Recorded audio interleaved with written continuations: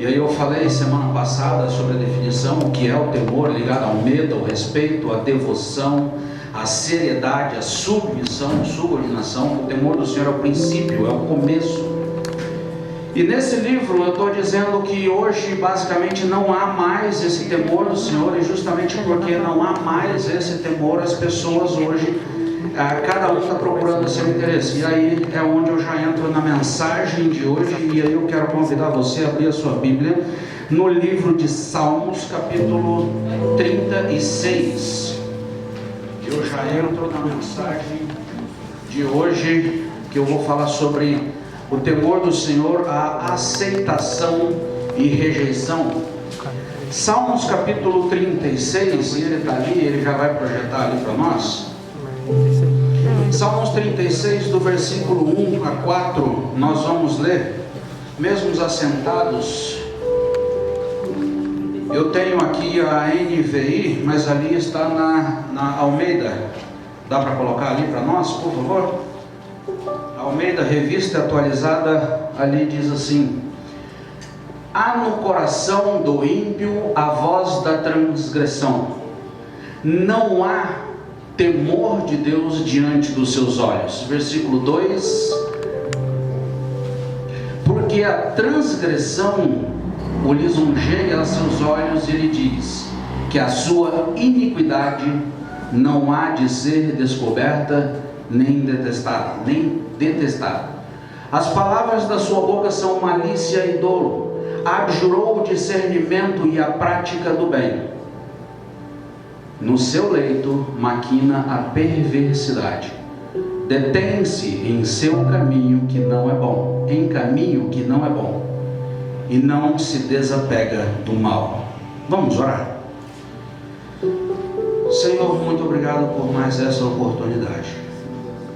Muito obrigado pelo privilégio de poder compartilhar a Tua Palavra. Muito obrigado pelo tempo, pela oportunidade também de ouvir a Tua Palavra.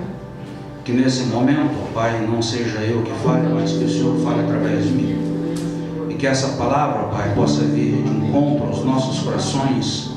Que possamos, conforme já foi pregado, já foi falado, já foi orado, já foi pedido, que o Senhor possa abrir os olhos do nosso coração, dos nossos entendimentos, para que possamos compreender as Tuas palavras e aplicar no nosso dia a dia. É no nome do Seu Filho Jesus que eu peço e agradeço. Amém. A NVI, ela traz um pouquinho diferente essas palavras. Ela diz: há no meu íntimo um oráculo a respeito da maldade do ímpio. Há no meu íntimo um oráculo, aqui é uma resposta definitiva, uma resposta sábia, que não há esse temor do Senhor, o temor de Deus, o temor, esse medo, esse respeito, é inútil aos seus olhos o ímpio, aos seus olhos é inútil temer a Deus. Ele se acha tão importante que não percebe e nem rejeita o seu pecado. O salmista aqui, há milhares de anos atrás, ele já dizia isso. Olha, o ímpio, para o ímpio, ele não teme a Deus, não há o temor no coração dele. Há milhares de anos atrás, ele já dizia isso: não há o temor de Deus para esses homens, não há esse medo, esse respeito. Eu estou escrevendo esse livro aqui, eu escrevi esse livro justamente dizendo: olha, não há mais o temor do Senhor. Não há esse medo, não há esse respeito. Você olha para as pessoas aí fora e é interessante como eles tratam, como eles debocham, como eles rejeitam. E justamente porque não há mais esse medo, esse respeito, essa seriedade, eles desprezam a palavra de Deus. Eles desprezam totalmente a pessoa de Deus. É o que o salmista já dizia: para eles é inútil temer o Senhor. E o primeiro problema que eu quero falar é justamente olhar a rejeição do Senhor que acontece no coração dele. Eu quero olhar para o primeiro exemplo, já lá, que quem rejeitou primeiramente, o exemplo de Saul. Quando a nação de Israel, disso está lá em 1 Samuel, 1 Samuel, rejeição. Quando Saul foi para ser escolhido rei, naquele processo, depois que a nação de Israel saiu do Egito e eles entraram, já conquistaram, passaram um tempo no deserto, 40 anos no deserto, entraram na terra prometida, conquistaram, teve o período dos juízes. Então, terminando esse período dos juízes, o povo naquele momento ele parou, olhou e começou a olhar para os povos vizinhos. Ele olhou e percebeu que os povos vizinhos, eles eram governados por reis, eles tinham reis. Então eles naquele momento, eles chegaram para Samuel era o profeta, eles chegaram para Samuel e começaram a questionar: olha, os outros povos são governados por rei, e nós é você que governa a gente, é juiz, de vez em quando aparece um juiz, e aí como é que nós vamos ficar? Então Samuel levou essa questão para o Senhor, e o Senhor olhou para Samuel e falou: olha, atende o pedido do povo.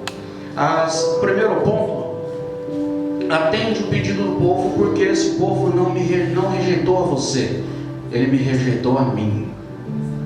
Então lembra quando eu falei semana passada, ação e reação, não é Deus que vai te castigar, mas é a sua ação de abandonar a Deus que tem uma consequência. E aí a rejeição do povo, o povo rejeitou o Senhor, não quero mais ser governado pelo Senhor. Esse aqui já é o próximo ponto.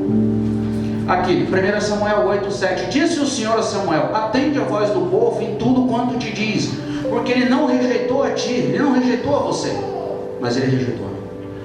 E a resposta, então, Samuel foi lá e escolheu esse rei, escolheu Saul. A história toda vocês já sabem, foi lá, escolheu dentre o povo aquele que se destacava mais, e Saul se destacava dos ombros para cima. Ele foi escolhido justamente pela aparência dele. Saul era forte, alto, bonito, ele era robusto, assim como eu sou alto, forte e bonito. Você dá risada, pastor? Por quê? Então Saul foi escolhido justamente pela aparência física dele. E aí Saul, aquilo cresceu no seu coração, até que chegou num determinado momento, ele no seu coração, ele rejeitou. Então veio a sentença, a reação de Deus. 1 Samuel 15, 22 e 23. Lá no finalzinho: visto que rejeitaste a palavra do Senhor, ele também te rejeitou a ti. Saul abandonou, Saul preferiu andar nos seus caminhos, ele rejeitou aquela governança do Senhor. O Senhor então automaticamente falou: olha, já que você quer andar pelos seus caminhos, ele rejeitou a Saul como rei. Primeiro ponto, a rejeição ao Senhor. O segundo ponto, a rejeição a Jesus. Sem o temor, sem esse medo, sem esse respeito, se isso não há no nosso coração, no seu coração, o segundo ponto é rejeitar a Jesus. Sem esse temor do Senhor, sem esse medo, sem esse respeito, nós rejeitamos a Jesus. E aqui eu quero convidar você a abrir a sua Bíblia no livro de João, capítulo 1, versículo 1. João, capítulo 1, versículo 1.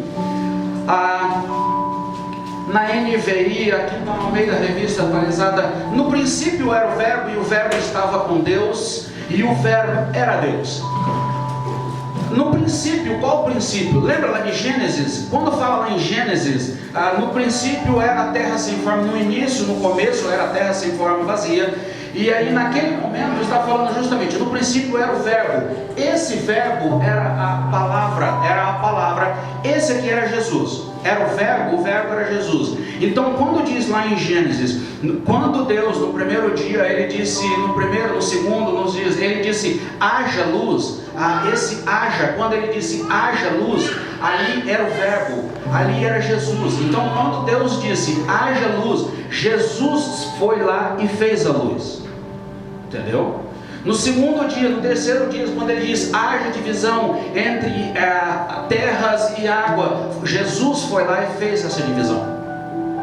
Quando ele disse haja animais, haja as plantas, Jesus foi lá e fez. Então nós voltamos aqui agora para João 1, vamos ler do versículo 1 até o versículo 4, o que ele diz lá? No princípio era aquele que era a palavra, era o verbo, e o verbo estava com Deus, e o verbo era Deus. E o versículo 2, Ele estava no princípio com Deus, versículo 3, todas as coisas foram feitas por intermédio dele, e sem ele, nada do que foi feito se fez. Todas as coisas foram criadas por intermédio dele, todas as coisas foram Jesus que fez. E aqui o primeiro ponto da rejeição a Jesus é quando nós olhamos para isso e dizemos, não foi Jesus que fez. E aqui nós temos uma teoria, temos o criacionismo, temos as pessoas que acreditam que Jesus que fez todas as coisas, que é o criacionismo, e temos as pessoas que acreditam que todas as coisas vieram através do evolucionismo, que surgiu num processo lá de Big Bang, e aí foi milhões de anos, e elas foram se evoluindo até que chegou nas condições que estão aqui hoje. Agora a minha pergunta para você é: no que você acredita? Você acredita na criação ou você acredita na evolução? Porque tem milhares de pessoas que se dizem crentes, cristãs, pastores, teólogos, que acreditam na evolução. Essa é a primeira rejeição a Jesus, quando você não aceita as Escrituras e você rejeita Jesus. O que a Bíblia está dizendo? Todas as coisas foram criadas por Ele. Todas as coisas foram criadas por Jesus. Você não aceita a palavra de Jesus, você rejeita a palavra de Jesus quando você diz e você acredita na evolução. Vamos entender isso aqui. Jesus Cristo veio, vamos entender. Jesus veio, criou todas as coisas. Isso é o que a Bíblia está dizendo. Mas você crê nisso? Não, eu não creio. Ótimo, então vamos entender melhor. Jesus veio a essa terra, Ele tem o poder, e Ele em um determinado momento, Ele criou, Ele transformou a água em vinho, Ele curou cegos, Ele curou mancos, Ele ressuscitou pessoas. Quando o João Batista estava preso, antes de ser decapitado, ele mandou: gente, pergunta lá se esse era o que há de vir. Então foram lá e perguntaram para Jesus: Jesus, João Batista está lá preso e mandou perguntar para você: você é aquele que há de vir? Aí Jesus olha e fala para ele: responda lá, o que vocês veem? Cegos são curados, paralíticos são curados, mortos são ressuscitados. Vai lá e diz para ele. Esse é o poder de Jesus. Mas esse poder, ele não para só por aí. Você lembra qual a mensagem de Jesus?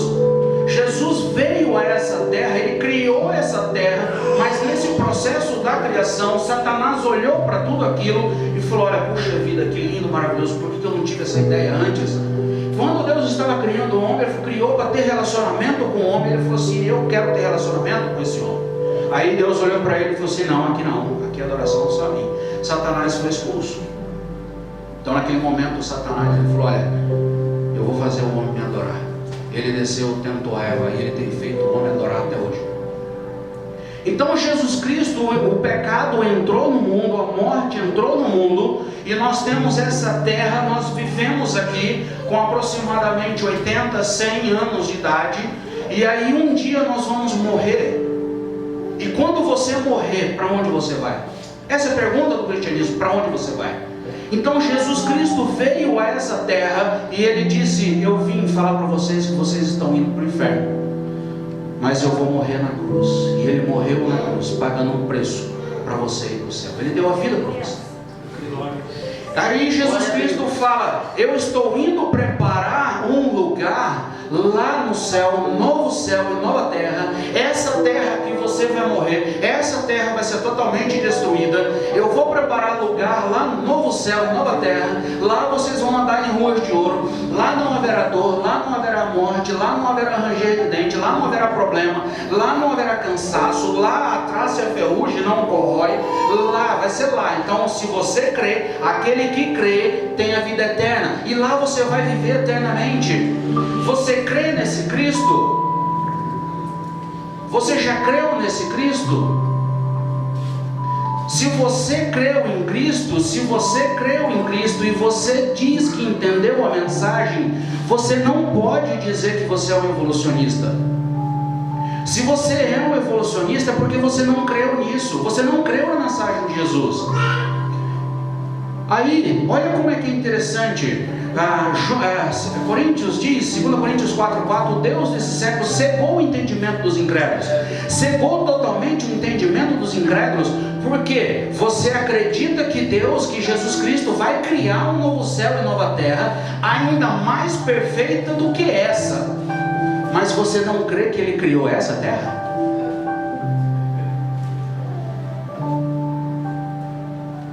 Você crê que Jesus Cristo morreu pagando um preço por você? Você crê que Ele vai criar um novo céu e nova terra, ainda mais perfeita do que essa? Porque lá não haverá dor, lá não traça ferrugem, não corrói, lá você não vai ter problemas, lá você não vai ficar doente, lá você vai viver eternamente. Mas você não crê que Ele criou essa terra? Tem alguma coisa errada, você não crê em Cristo. Então eu preciso dizer que você não crê em Cristo, porque o crer em Cristo, ele é um pacote completo. Você crê que Ele morreu por você, você crê que Ele transformou a água em vinho, você crê que Ele morreu, mas no terceiro dia Ele ressuscitou, você crê que Ele criou e Ele vai criar um novo céu e uma nova terra. Então, para Ele ter criado essa terra, é a coisa mais fácil desse mundo.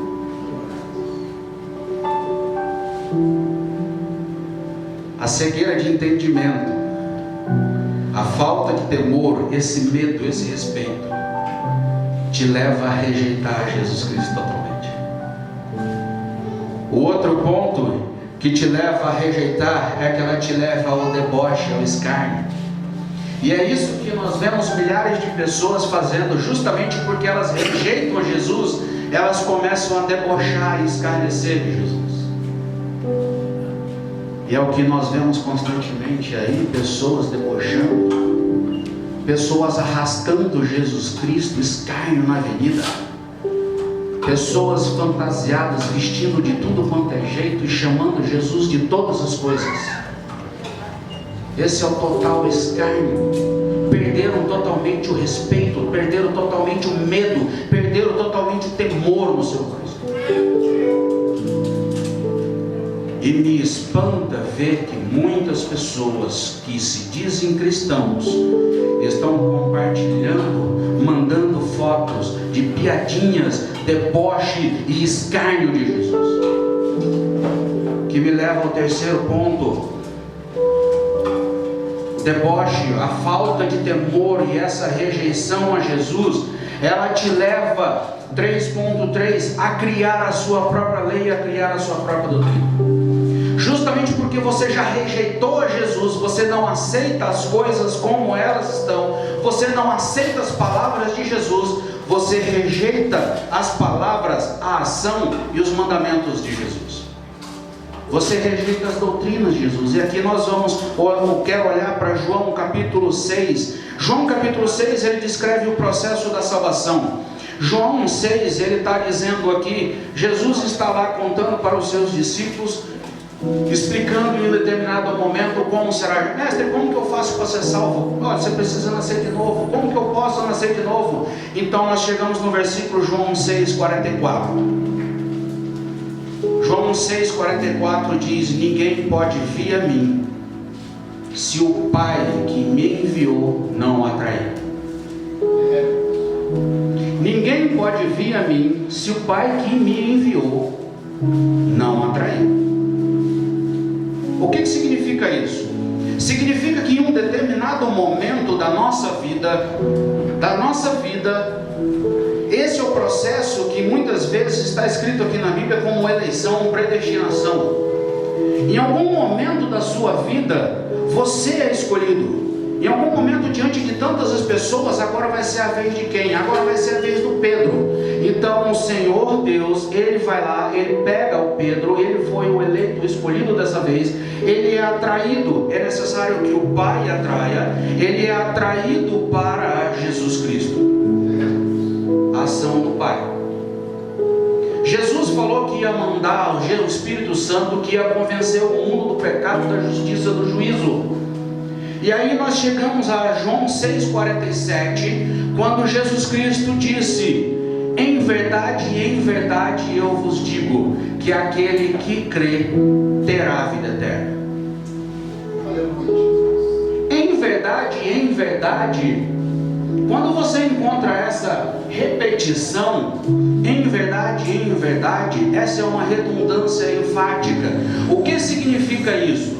Em verdade, significa que essa é uma verdade tão verdadeira como só Jesus Cristo pode garantir. Eu posso dizer para você, em verdade, eu digo para vocês que domingo que vem eu estarei aqui. Mas acontece que durante essa semana pode acontecer milhares de coisas e domingo que vem eu não estarei aqui. Eu não posso afirmar 100% que eu estarei aqui. Eu posso sair daqui ali na rua e um carro me atropelar e eu vou morrer e domingo que vem eu não estou aqui. Eu posso chegar durante essa semana e eu tenho um outro compromisso e eu tenho que ir e falar, não, domingo, gente, eu não vou estar aqui. Mas quando você encontra essa palavra, em verdade, essa palavra, essa afirmação, significa que essa é uma verdade, como Jesus Cristo pode garantir, e só Ele pode garantir, e nada nesse mundo pode acontecer, ou pode mudar isso aqui. Então quando Ele diz, em verdade vos digo, quem crê em mim tem a vida eterna, significa que você precisa crer. Aquele que crê, que você precisa reagir. Lembra do primeiro processo? É necessário que o Pai atraia e é necessário o Espírito Santo convencer, e o Espírito Santo então te coloca diante de Jesus Cristo. Agora o que você vai fazer? Você crê em Cristo ou não? Você tem que reagir a esse chamado. Você crê em Cristo? Se você ainda não creu em Cristo, eu te convido, meu querido, creia em Cristo, entregue sua vida para Cristo, e aí você terá a vida eterna. Nós voltamos ao segundo ponto, rejeição a Jesus. Se você diz que você é evolucionista, significa que você ainda não creu em Cristo. Se você ainda não creu em Cristo, significa que você não tem a vida eterna. Você precisa crer em Cristo. A falta do temor, a falta do entendimento, ela cega as pessoas para isso. Então, justamente porque não há mais o temor do Senhor no coração dessas pessoas, elas olham para esse ponto. Então agora nós chegamos, esse livro aqui eu estou mostrando aqui, eu digo, não há mais o temor do Senhor no coração, e justamente porque não há mais o temor no coração das pessoas, cada grupo de pessoas agora está olhando para a Bíblia, e ela diz, eu não aceito isso aqui, eu retiro isso aqui não, e ela está abrindo agora, grupos de pessoas estão abrindo as suas igrejas, cada um abrindo a sua igreja com o seu pensamento, com a sua doutrina. O prefácio desse livro, ele diz justamente isso. Olhando para a quantidade de igrejas e denominações, juntamente com a imensa variedade de interpretações e doutrinas, eu me pergunto, se a Bíblia é uma só, se Jesus é um só, por que existem tantas igrejas? E por que existem tantas diferenças entre elas? Porque justamente chegou em um determinado momento, algumas pessoas não aceitando o que está escrito aqui, não rejeitando o que está escrito aqui, eles criaram suas próprias doutrinas, seus próprios entendimentos, e agora eles estão abrindo as suas igrejas com aquilo que lhe agrada, com aquilo que lhe convém. Nós temos um grupo de pessoas que, João 6,44, ninguém pode vir a mim se o Pai que me... Não, isso aqui não. Então eles abriram uma igreja que diz que não, isso aqui não existe. Nós temos um outro grupo grupo de pessoas que abriram uma outra, em verdade vos digo, quem crê em mim tem a vida eterna. Então nós temos um outro grupo de pessoas que diz, não, você não precisa crer. E por aí nós temos várias igrejas hoje. Justamente porque chega em um determinado momento, as pessoas não creem e não aceitam o que está escrito aqui. Semana passada, semana retrasada, eu li a notícia de um casal, uma cantora e uma pastora, que se casaram e abriram uma igreja para elas.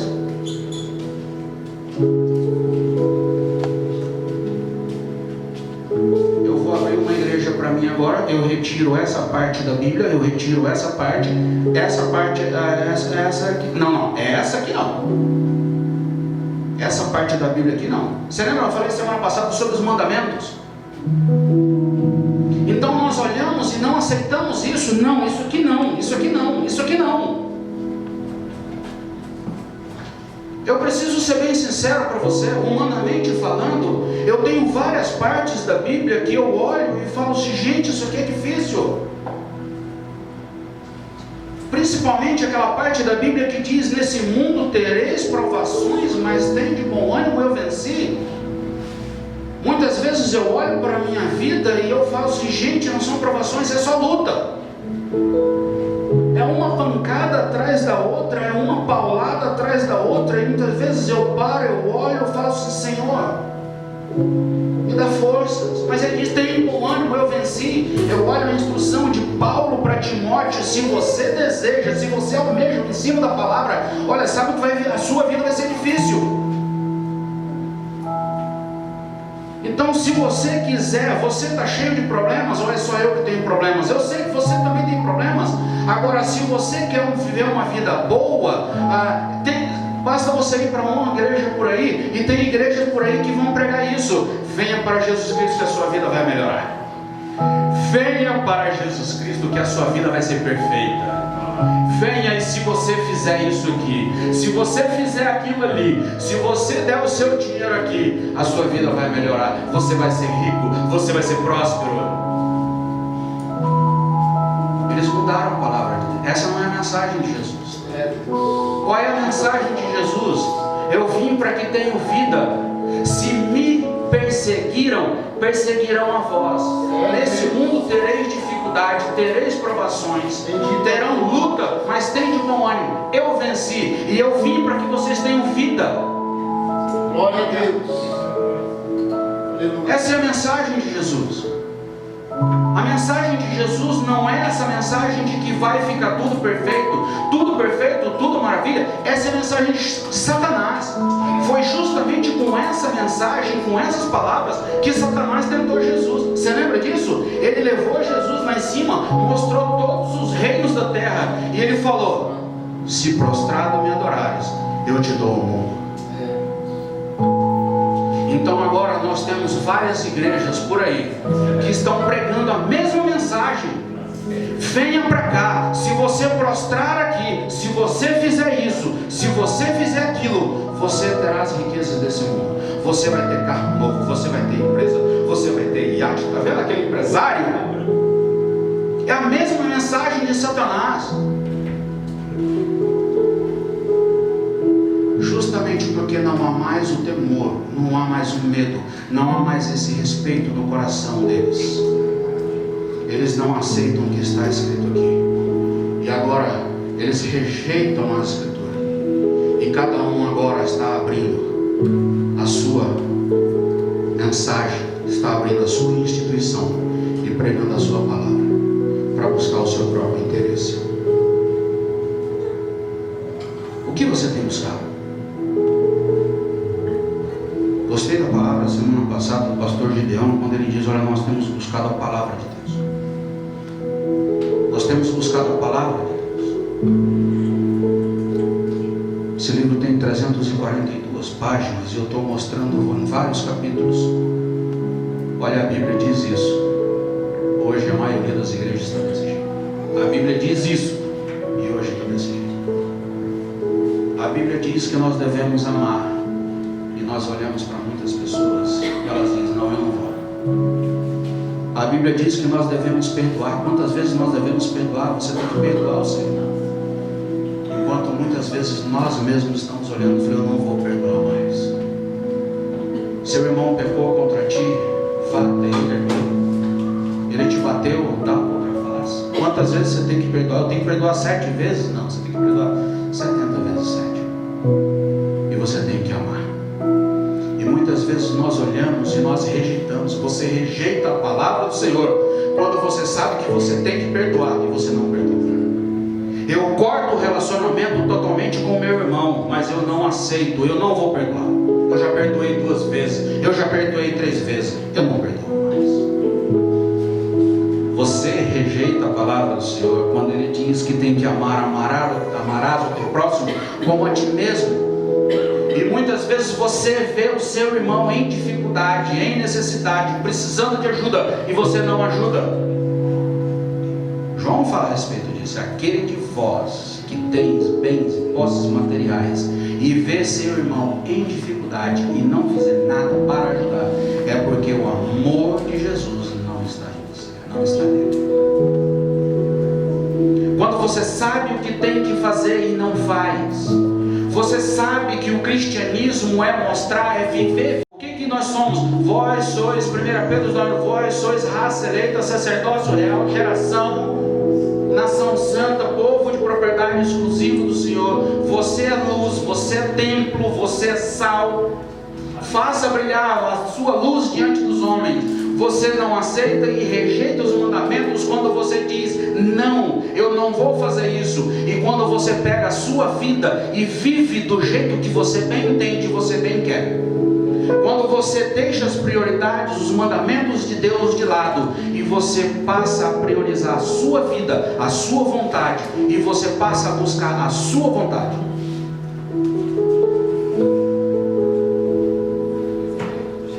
Quem é Jesus para você?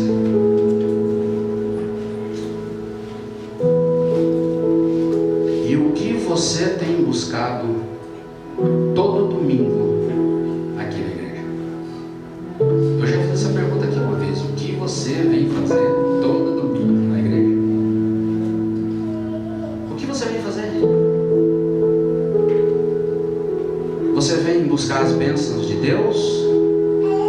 Você vem para querer barganhar com Deus? Olha, Deus, eu estou indo lá todo domingo, ela me abençoa.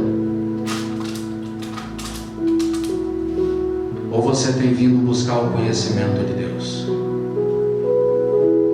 Ou você tem vindo buscar instrução, conhecimento, orientação da palavra, justamente para você saber como você tem que viver? E você viver a cada dia mais a imagem e a semelhança de Jesus Cristo. Faça morrer o seu eu, a sua natureza humana, e busquem as coisas do alto. O temor do Senhor é esse medo, esse respeito. Se você entendeu a palavra do Senhor, Ele vai fazer esse medo, esse respeito. É o que vai te querer, vai te motivar e vai te levar a buscar uma vida de devoção, de santidade, a ser a cada dia mais semelhante com Deus. Ela vai te impulsionar, ela vai te motivar a fazer morrer, não querer mais a sua vontade, mas a buscar a vontade de Deus, a querer viver uma vida segundo Deus tem para você.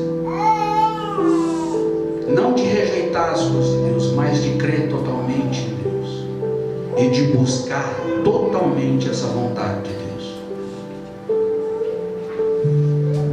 Para terminar, eu quero convidar você a abrir a sua Bíblia no livro de Isaías, capítulo 55, versículos 6 a 7. Isaías, naquele momento em que o povo também estava vivendo ali naquele total abandono das coisas de Deus, abandonado, sem temor, Isaías diz lá: buscai o Senhor enquanto se pode achar, invocai-o enquanto está perto. Deixe o perverso o seu caminho, o iníquo os seus pensamentos. Converta-se ao Senhor, que se compadecerá dele, e volte-se para o nosso Deus, porque é rico em perdoar.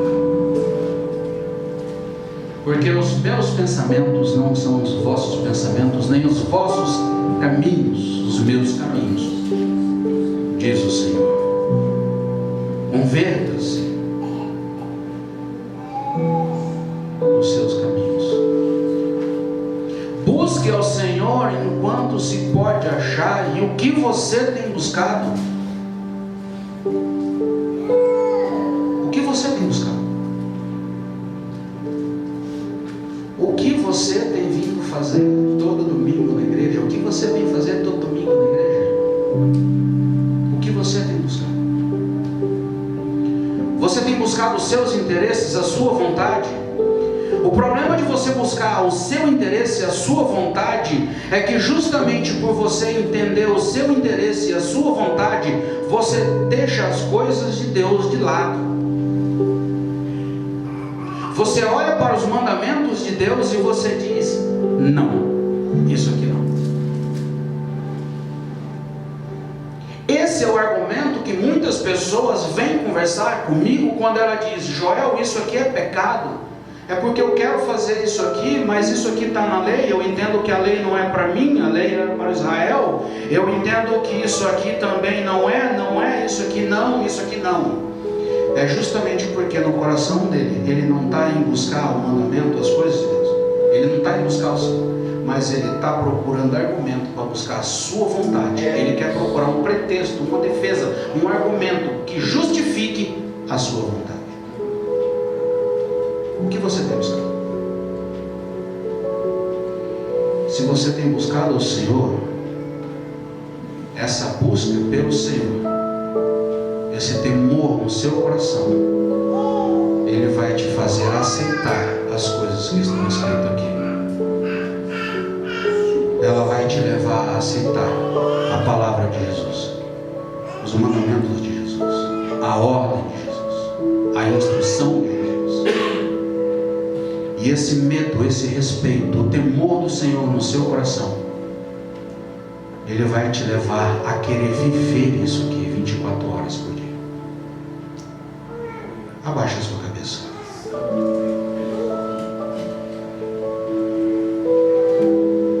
A primeira pergunta é: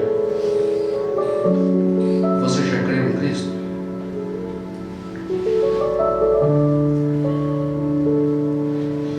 Mas eu não estou fazendo uma pergunta se você creu simplesmente em algumas partes de Cristo.